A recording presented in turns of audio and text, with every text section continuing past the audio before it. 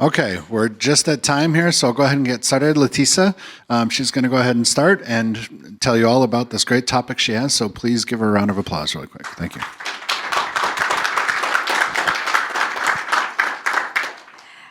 Thank you. So I have a short slot. My slides are very clean without text. If you need text for whatever reason, there is a QR code on the upper right corner, no, left for you.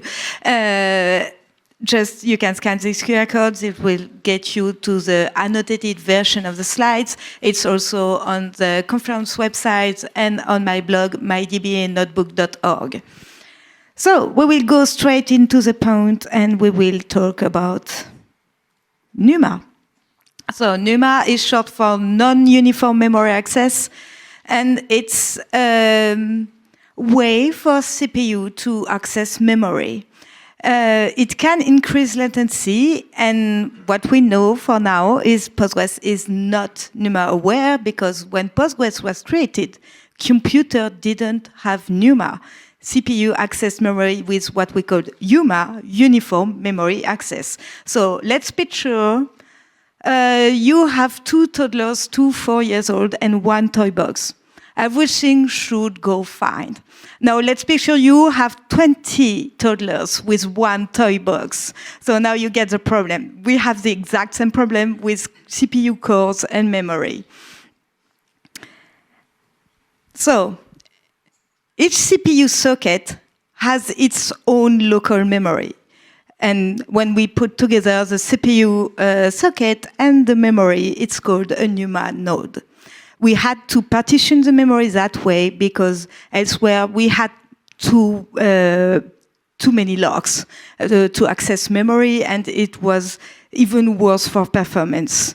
So each CPU can access its own local memory zone, or it can ask to access remote memory zone if it's available, of course. So the time varies. If it accesses its local memory zone, then it will be faster than if it has to go to the remote memory zone, which makes sense because it's just farther from the core. Modern servers now have 2 NUMA nodes. Before, during the 2010, something like that, we had up to 4 NUMA nodes. Now we restrict to 2. And I will be talking in particular from a next gen of AMD CPU, so the Gen 5. They can go up to 2 sockets, and they can go up to 768 threads. So yes, this is what I call monster hardware, because that's a very interesting time to have such hardware to play with. I was supposed to have some to play with before this talk, so I could do some benchmark, but the delivery was delayed, so I couldn't. But I will try to update my blog with some benchmarks when I will put my hands on such hardware. So this is a visualization of the NUMA problem. So you see we have Postgres processes running, and shared buffers is, in that particular case, only on 1 NUMA node. In that case, when you have Postgres processes that spin up on other cores on the other NUMA node, then they will need to access shared buffers, obviously, but it will be longer and it will add some lag to their performance because it's not the local memory. They have to access the remote memory. This is another use case that can happen. You have shared buffers on 2 NUMA nodes. It can happen if first shared buffers does not fit on 1 NUMA node, then it will go on another one. It can happen if you have transparent huge pages activated, because it can spread over different NUMA nodes, or if you use the NUMA CTL tool and use the option interleave equals all, then in that case, it can spread shared buffers on several NUMA nodes.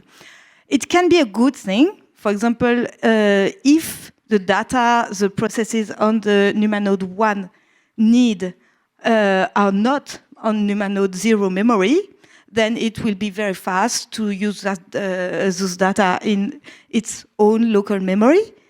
But It can be that those data were already accessed right before by another core, and that those data are here on the remote memory, and then in that case, it will take a little more time. So that's in a nutshell what the NUMA node problem is. And I'm sorry, I have to go fast. I have only 25 minutes, but there's more. There is a sub-NUMA node problem. So sub-NUMA is the Intel name for it, and I will use it because it's easier to understand what it is. So inside the CPU socket, we have division per core. So you know that each core has its own L1 and L2 cache memory zone. But the L3 cache memory is shared with several cores, but not all of them. And the L3 cache is divided in what we call sub-NUMA zone. So it adds another layer of NUMA-like problem to how the CPU works. So here is a picture of a CPU.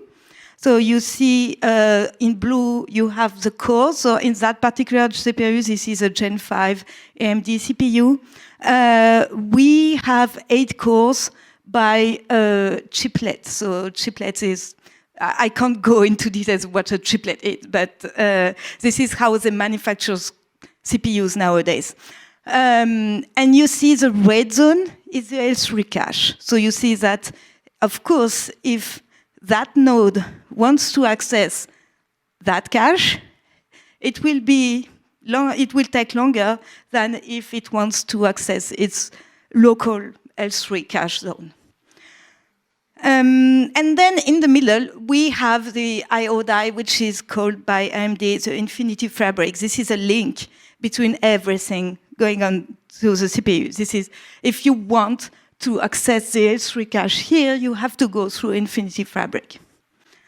So this also explains why it's longer. Also, you have to go through Infinity Fabric to go into RAM or to access I/O. So that it's managing everything when the core wants to access a resource that is not its L1, L2, or its own L3 cache. So these are basically and very quickly the problems we have with NUMA and sub-NUMA. But Postgres is not the only RDBMS in the world. How do the others work on it? So since 2003, Oracle has a NUMA-aware version able to spin process and memory on one NUMA node. So Oracle is aware of this NUMA problem, and the engine on purpose says this process will go on that NUMA node because the memory it needs is on that NUMA node. SQL Server created something called soft NUMA. So it creates some kind of software level NUMA, so that each, when a processor has more than 8 cores, it will create these partitions of memory, and for each partition of memory, it will have its own process, background writer. Well, I'm translating to Postgres words. It's not how they call it in SQL Server, but it's the same thing. They have one I/O process and so on for each 8 cores.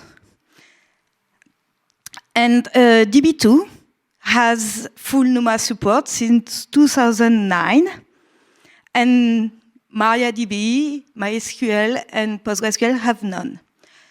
And when we think about it, and how in those days, in the early 2000s, we had host servers with up to 4 sockets, where the NUMA problem was more important, it does make sense that those competitors created these features inside their own product at that time. I'm not sure that it does make sense to use it now that we have up to 2 sockets on modern hardware. But let's see what we can do with Postgres to prevent NUMA problem and prevent lag due to NUMA. The first thing you can do is using the Linux command NUMActl that will allow you to control what you will do while You can spread shared buffers over 2 NUMA nodes, or you can pin your process to 1 NUMA node so that it will never spread over. You can use the same way systemd. You can use options like CPU affinity, NUMA policy, NUMA mask to make sure that you control how it will behave with Postgres. Of course, limited connections per instance will limit the probability your Postgres process will run on another NUMA node. Reducing shared buffer will limit the probability that it does not fit on one NUMA node. But my favorite option as a workaround is use only 1 socket per host. Like, if you use the Gen 5, the highest Gen 5 AMD CPU, you can run 384 threads. So maybe you don't need more, and you can just simplify everything and don't get into NUMA problems. But it does not solve the sub-NUMA problem. So here you have example of how you can run Postgres with NUMA CDL. So the first one is binding CPU and memory on NUMA node 0. The second one is interleaving, so allowing shared buffer, making sure shared buffers is spread over all NUMA nodes. And it totally depends on your workload, how it will behave after. Is it a good thing, a bad thing? You will have to benchmark. So how did the others do it? Because we've seen that the competitors did things, but how? So most of the times we've seen that they can divide the shared memory. So partitioning shared buffers seems like a good option for Postgres to solve that problem. Once you have partitioned your shared buffers, you can allocate the right buffer to the right process, and then you'll be fine.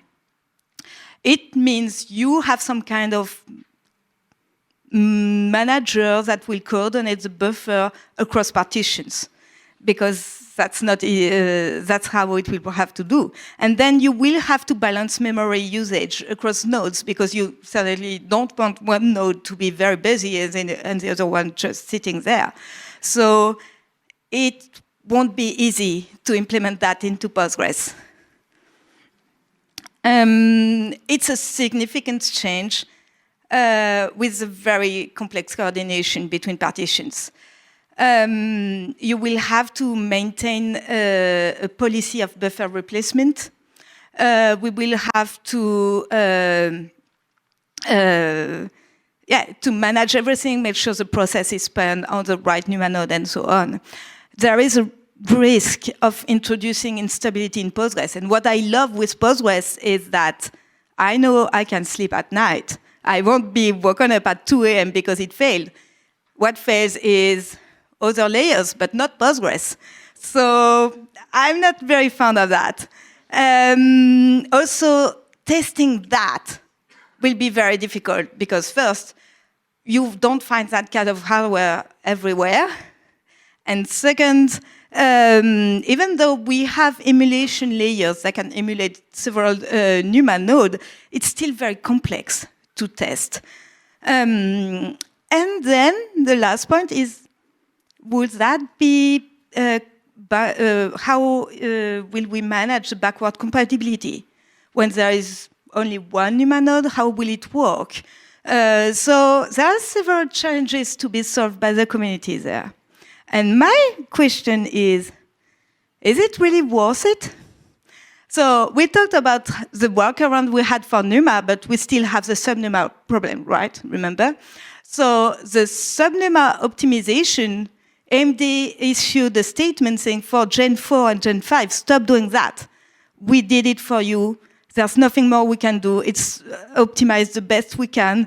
You don't have to worry about sub-NUMA anymore. So that's not a problem. We just have the NUMA problem. And again, we have now CPUs with 386 threads. Do we really need to solve that NUMA problem for some people wanting to run on low hardware or wants to have 2 sockets, because having 1 socket, it seems a very, very simple way of solving things. And I love simple solutions. And also, it will get better. People are working on improving interconnect speed between cores, and it won't stop. They are still working on it. AMD and Intel are really working on that kind of problem because they are aware of them. So is it worth adding so much complexity into Postgres code versus a performance benefit that is not that sure? Yeah, I'm not sure. Of course, I'm a coder too. It's fun to code. So for the fun part, yes, I do agree. But for the production part and the effort we will put in that, when we look at the benefits we can get, I'm not so sure it's a good thing. But what I can tell you is for Postgres 18, we will have NUMA observability. It's added in the PG buffer cache view. You will need to use libnuma, and it has future implementation capabilities, but at the moment it's only focusing on observability. So my advice is, if you use these observability tools, find out you have a NUMA problem, change your host for 386 thread CPU, and you won't have any problem. Easy. So this is what it looks like. PG buffer cache NUMA. On the next patch on Postgres 18. Okay, let's go into another problem we will have if we try to run so many threads on Postgres. Postgres is a multi-process architecture. It's not a threaded architecture. Each connection forks a postmaster, and it takes a little resource each time to take. There's a little overhead each time. And the question is, so at the time of Postgres, there was basically no thread when Postgres was coded. So that was the only way to go, having processes. But there are a lot of community discussion now to think about changing Postgres architecture into some a threaded architecture. So the process model is great for stability, but at the same time, as each connection creates a process, it's create higher overhead. I remember this customer, they were creating 60,000 connections per second on a very small host, and they were saying Postgres was not working, and I said, no, that's Linux. Linux can't fork so many processes at a time. And when you use processes, you will add also an overhead when you share memory, because it's not the same zone and so on. And so it does perform worse than threads. That's something commonly known. And it means for Postgres, most of the time you will have to add a connection pooler to Postgres, which a lot of my customers don't understand and don't want to do until I show them the performance improvement. So how do others do? Oracle use a dedicated or shared server processes. So either you use the same thing as Postgres, so each time you will fork a process, or you have some kind of an integrated connection pooler. SQL Server use a pool of threads. So threads will be reused, but it does not use processes. And MySQL, MariaDB use thread per connection. So each time you will create a connection, you will have a thread. If you pay for the enterprise version, you can have a connection pooler. There are some very interesting community discussions about changing Postgres architecture into threaded model. You've heard yesterday about it by Thomas Monrose. There is an active wiki page on the Postgres wiki, and Heikki Liinakangas did an initiative and talked about it last year in Vancouver. It seems there is a community consensus. Multi-threaded programming model would be superior. That's what Robert said. When we know how cautious Robert is about his statement, I think it's quite right. But it means we will have a lot of things to develop. And we will have to develop some kind of a state manager across thread to see where they are at.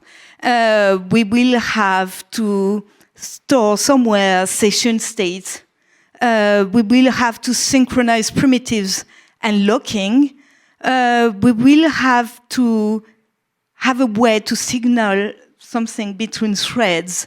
Of course, we will have to manage memory and allocation of the memory and so on. And there are some configurations that options that we want to add, maybe some build time, maybe some runtime configuration options. But the consensus on the community is we won't do that overnight.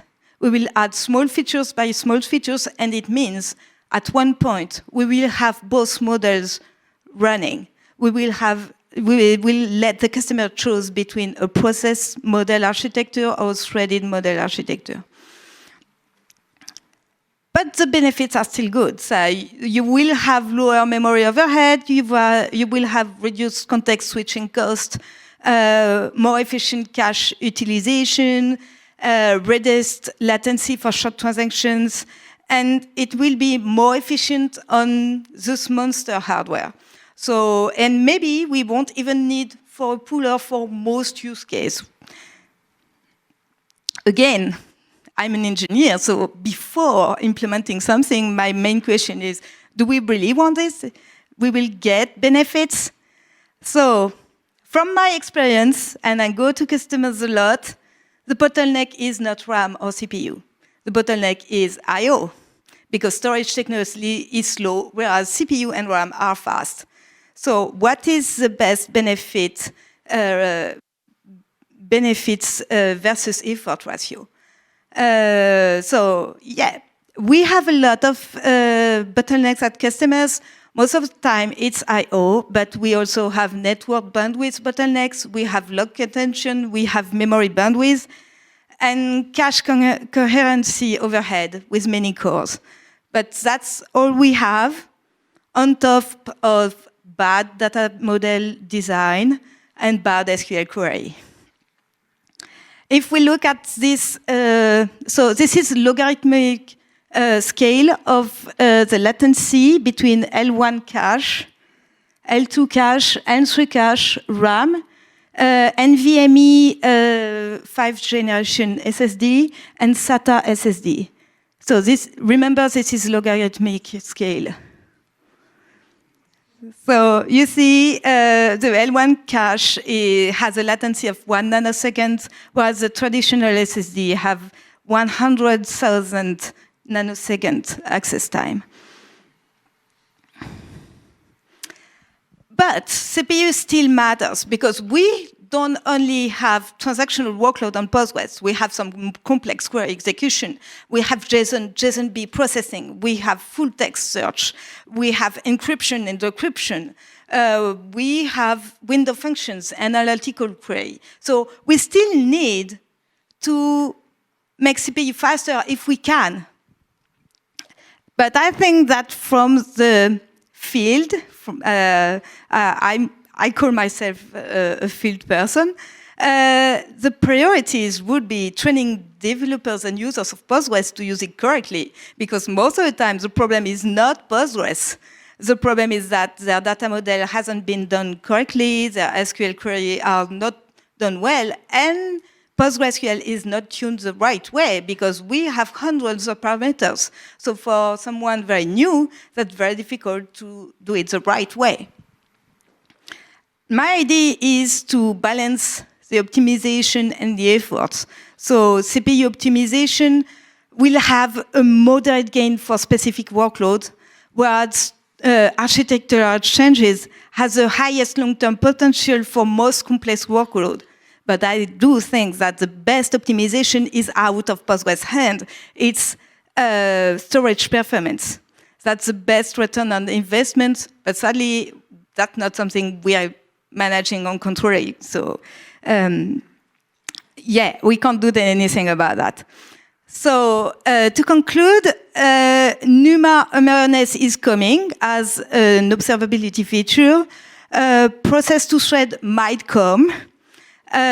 Still remember that if you can buy very expensive disks, buy them.